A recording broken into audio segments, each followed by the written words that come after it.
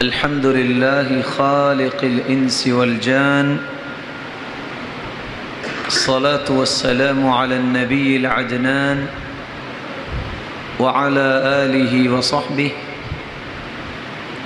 ومن تبعهم بإحسان إلى يوم الحشر والنشور والميزان. أما بعد، فأعوذ بالله من الشيطان الرجيم. واتقوا يوما ترجعون فيه إلى الله ثم توفى كل نفس ما كسبت وهم لا يظلمون.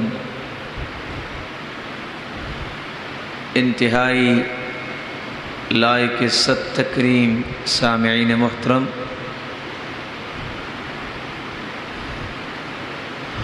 انسان دنیا میں آیا ہے جانے کے لیے.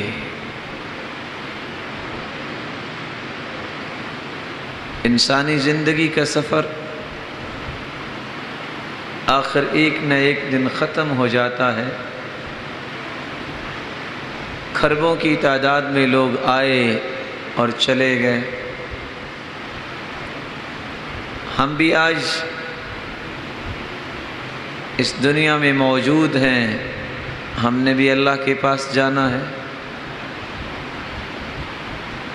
لیکن صرف آ کر چلے جانے سے اگر انسان کی نجات ہو جاتی تو موت ہر ایک کے لیے راحت بن جاتی. لیکن اس دنیا سے تعلق ختم ہونے کے ساتھ ساتھ انسان ایک ایسی گھاٹی میں اترتا ہے جس گھاٹی کے بارے میں رسول اللہ صلی اللہ علیہ وآلہ وسلم نے فرمایا: اما روضۃ من ریاض الجنہ او حفرۃ من حفر النار. یا تو قبر جنت کے باغیچوں میں سے ایک باغیچہ ہے، یا جنت کے گڑھوں میں سے ایک گڑھا ہے. اللہ ہمیں محفوظ فرمائے. کائنات کے اندر بھی امتحانات تو ہوتے ہیں، لیکن شاید کہ دنیا میں کوئی ایسا انسٹیٹیوٹ ہو جس میں آنسر شیٹ بھی ساتھ ہی دے دی جائے. اگر آپ مناسب سمجھے تو چند پنکھے بند نہ کر لیں. اللہ آپ کو عزت دے کہ مقصود تو بات سمجھنا ہے نا.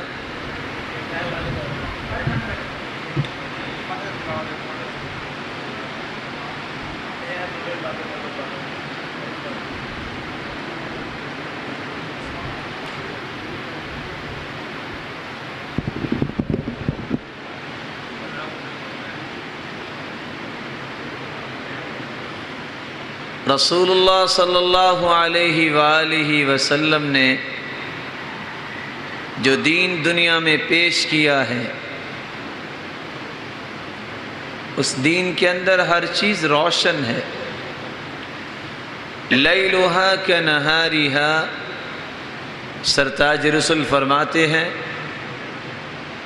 میں جو دین چھوڑ کے جا رہا ہوں اس کی راتیں دنوں سے بھی روشن ہے، اس میں تاریکی ہے ہی نہیں. شریعت اسلامیہ جو اللہ تعالیٰ نے ہماری رشد و ہدایت کے لیے نازل کی ہے، اور یہ ایک حقیقت ہے جس کو سمجھنا ابتدا میں ضروری ہے. انسان کو اللہ تعالیٰ نے دو چیزوں سے بنایا ہے. ایک جسم ہے، اس کو اللہ مالک الملک نے مٹی سے بنایا، اور اس جسم کی خوراک بھی اللہ نے مٹی میں ہی رکھی. دوسری چیز انسان کی روح ہے. روح اللہ مالک الملک نے آسمانوں سے بھیجی، اور اس کی خوراک بھی اللہ تعالیٰ نے آسمانوں سے ہی نازل کی. اسی کو قرآن مجید کہتے ہیں. میں اور آپ اللہ کی مخلوق ہیں، میں اور آپ اپنے متعلق اتنا نہیں جانتے جتنا ہمارا خالق و مالک ہمارے متعلق جانتا ہے۔ جب وہ اللہ ہمارے متعلق زیادہ جانتے ہیں تو پھر اسی کی نازل کردہ خوراک، اسی کے بتائے ہوئے طریقے اور سلیقے ہی ہماری زندگی کے لیے قرین قیاس ہے۔ جو بھی دنیا میں آیا ہے اسے جانا ہے، اور ایک ایسی جگہ جانا ہے جہاں کوئی جانتا ہی نہیں ہوگا اس کو۔ وہاں ایک سوالیہ پیپر پیش کیا جائے گا جس کا جواب ان پڑھ کو بھی دینا ہے اور پڑھے لکھے کو بھی دینا ہے، کیونکہ اللہ کے نظام ہی مختلف ہیں۔ یہاں تو جو پڑھتا رہے وہی آخر ایڈمیشن بھیجتا ہے، پیپر اس کا ہوتا ہے، لیکن قبر ایک ایسی امتحان گاہ ہے جہاں ہر ایک کو جواب دینا ہی دینا ہے، اور وہاں کی کامیابی اخروی کامیابیوں کا زینہ ہے، اور وہاں کی ناکامی اخروی ناکامیوں کا زینہ ہے۔ رسول اللہ صلی اللہ علیہ وآلہ وسلم نے فرمایا،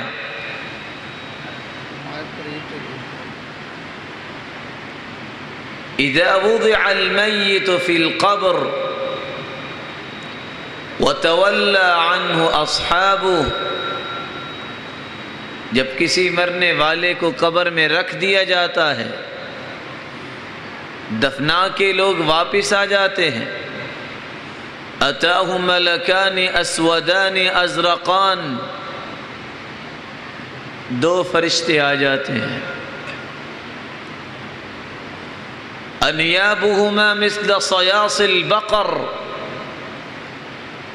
دانتوں کا تذکرہ آیا ہے جیسے گائے کے سینگ ہوتے ہیں، وَأَصْوَاتُهُمَا كَالرَّعْدِ، اور ان دونوں کی آواز اتنی کڑکدار ہوتی ہے جیسے بجلی کڑکتی ہے۔ رسول اللہ صلی اللہ علیہ وآلہ وسلم نے فرمایا، فَيُقْعِدَانِ، وہ دونوں فرشتے اس میت کو اٹھا کے بٹھا دیتے ہیں۔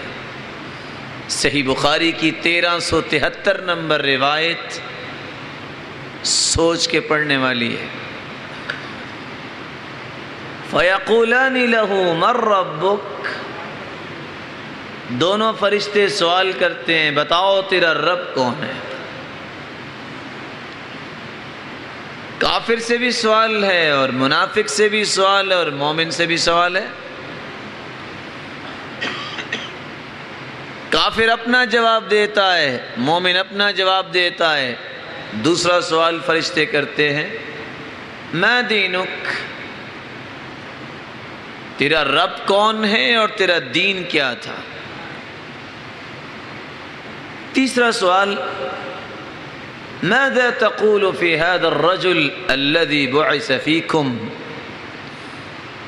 جس ہستی کو تمہاری طرف مبعوث کیا گیا تم اس کے بارے میں کیا کہتے ہو۔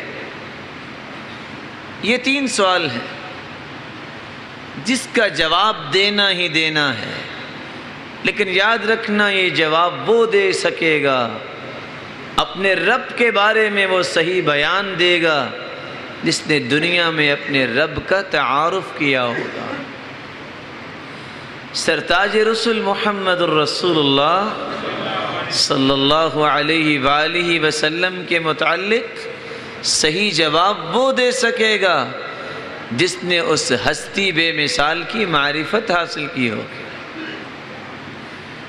دین اسلام کے متعلق وہ صحیح جواب دے پائے گا جس نے دین اسلام کے امتیازات کو سمجھا ہوگا اور دین اسلام کو ہی اپنی زندگی کا محور بنایا ہوگا، اور جس نے دنیا میں اللہ کی معرفت حاصل نہیں کی، اس کے پیارے حبیب کی معرفت حاصل نہیں کی، دینی تعلیمات سے آراستہ و پیراستہ نہیں ہوا، وہ قبر میں کیسے جواب دے گا۔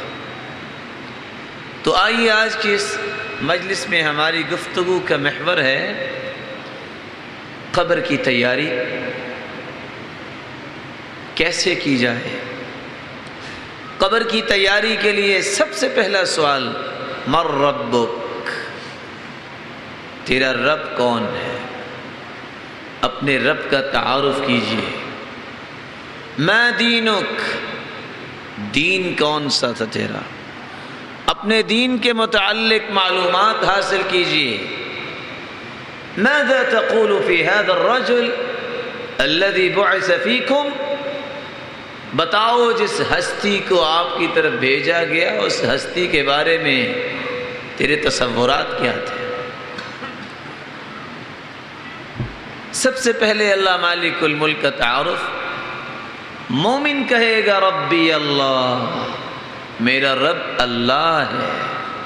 کیوں کہے گا؟ اس نے اپنے رب کے بارے میں دنیا میں رہتے ہوئے تعارف کیا ہوگا۔ کون ہے میرا رب اور کون ہے اللہ؟ پوری کائنات کا خالق کون ہے؟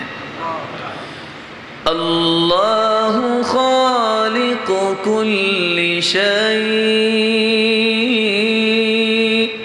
وہو علی کل شیء وکیل۔ ہر چیز کا خالق کون ہے؟ اللہ ہے۔ اپنے رب کا تعارف کیجئے۔ اور ہر چیز پہ نگران اور وکیل کون ہے؟ پوری کائنات کا خالق بھی وہ ہے، مالک کون ہے؟ تبارک الذی بیدہ الملک